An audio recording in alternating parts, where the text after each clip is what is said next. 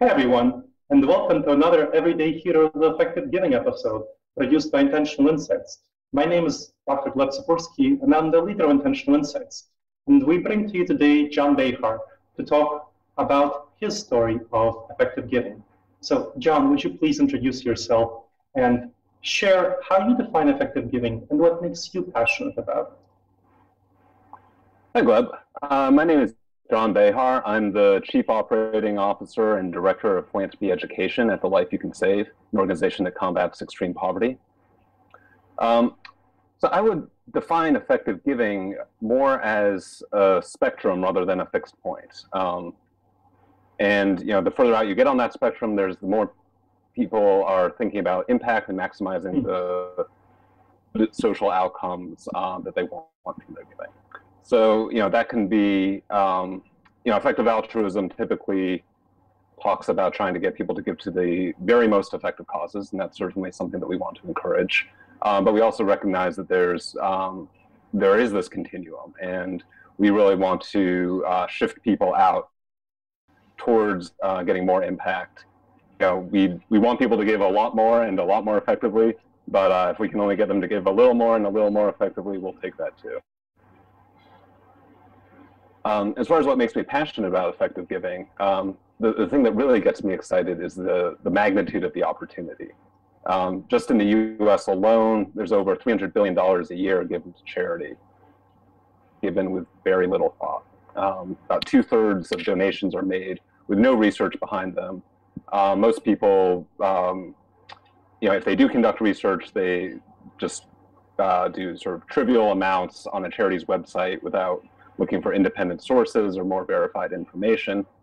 And the net result of that is a huge missed opportunity to direct our enormous pool of resources towards more productive outlets. And this is something that I certainly experienced in my own giving.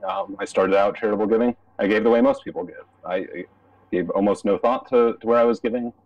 And, the best thing, the most I gave to it was I would think about it on the spot. And if not, I probably wouldn't. Cool. Yeah, I can totally resonate with you about how I started doing giving as well, kind of not really thinking about it. It was just something, okay, like this is an opportunity in front of me, or somebody asked me to give for something, or like there's a poor person on the street who I give money to or buy a charity newspaper from. And it wasn't really until later that I started to think about effective giving as I started getting exposure to it, including from Peter Singer, who was one of the founders of the Life You Can Save. So yeah, effective giving is such a powerful concept, and I'm so excited about getting people to give more effectively because, giving more effectively, the more effectively you give, the more you improve the world and the more of a positive impact you have. And it's such a wonderful feeling. I feel overjoyed when I think about how much more powerful and impactful my giving can be if I do it effectively. So I want to hear more about your story of how you got involved in effective giving.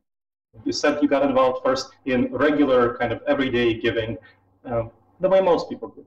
And then you kind of progressed to give more effectively. So can you share about that, please? Sure. Yeah, like I said, I had been giving in a very perfunctory way, kind of a check the box. Okay, I'm supposed to give, so I'll give to someone who asked me, and there, I've done the end of it.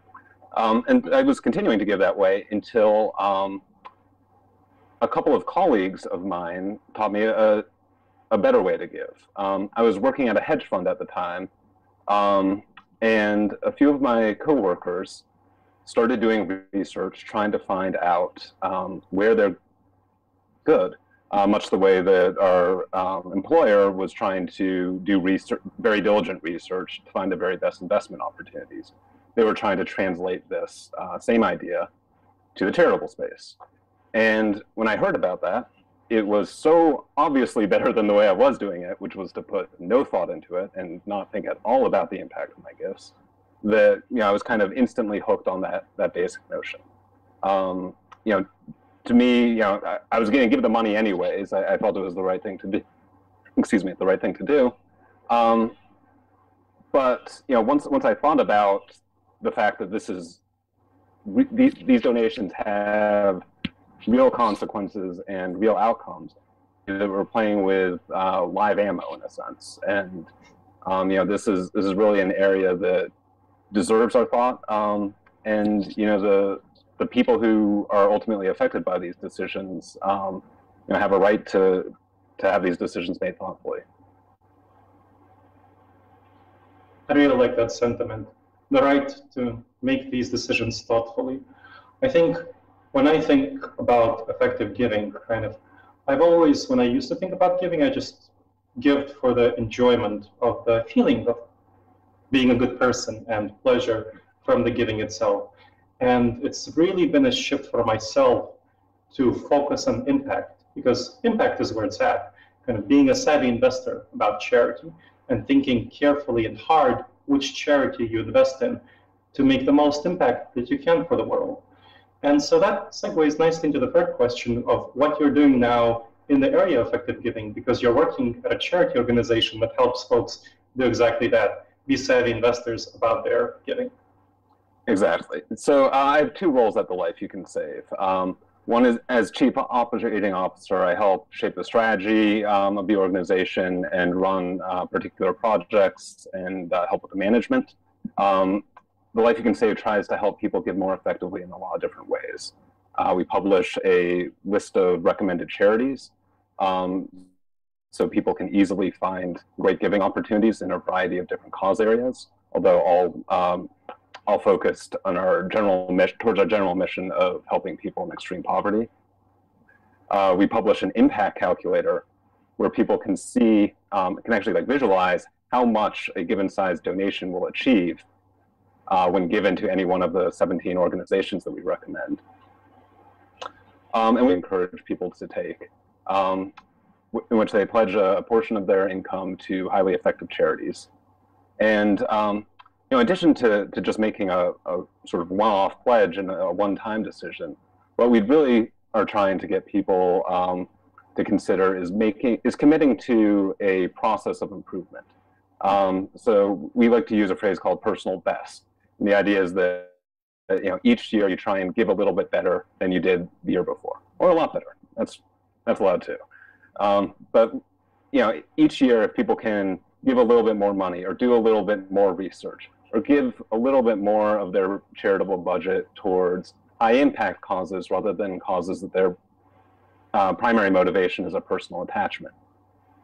If people can commit to that path of progression over time, the effects can be really powerful. So the other part of my role at the Life You Can Save is as Director of Philanthropy Education. And what that really means is that I run the Giving Game Project. The Giving Game Project is something that I developed as a way to the importance of effective giving. So the way a giving game works is that people learn about a few different charities, discuss their relative merits, and get to vote to make a real money decision for one of their favorite of those charities that they learned about. So the money is typically provided by an outside source, usually the Life You Can Save. So people can engage in these questions for free. All they need to do is show up and money goes to charity. And by taking the sort of cost and financial pain out of the equation, it allows people to really consider the question of where should one give. And that's something that very few donors think about. And the giving game model helps people reflect on and articulate their priorities. And as donors, we are forced to make trade-offs all the time to support all the causes they want as much as they want. And so we have to make tough choices about allocating scarce resources. And giving games help people do that. So it's we've had a very positive reaction from participants all over the world. Last year we had about 3,000 people go through our standard giving game workshop. Fast, so we're excited to reach even more. Yeah, giving games is something about. I remember running one a couple of weeks ago, and it really people described how they really changed their really strongly change their beliefs about giving because they've never considered comparing two charities and deciding where to give their money. They just kind of gave to where they gave. You know, there's research showing that only 3% of the American population compares the effectiveness of charities before they give.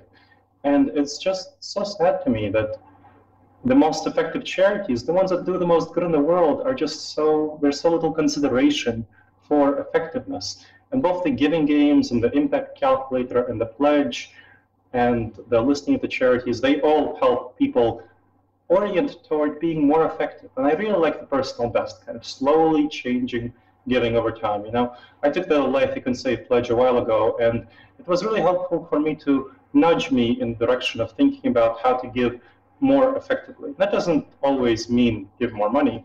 You know, sometimes I have a less money than at other times, but it always pushes me to try to think about giving more effectively, to doing a little bit more research, to being a little bit more thorough with the choices that I make.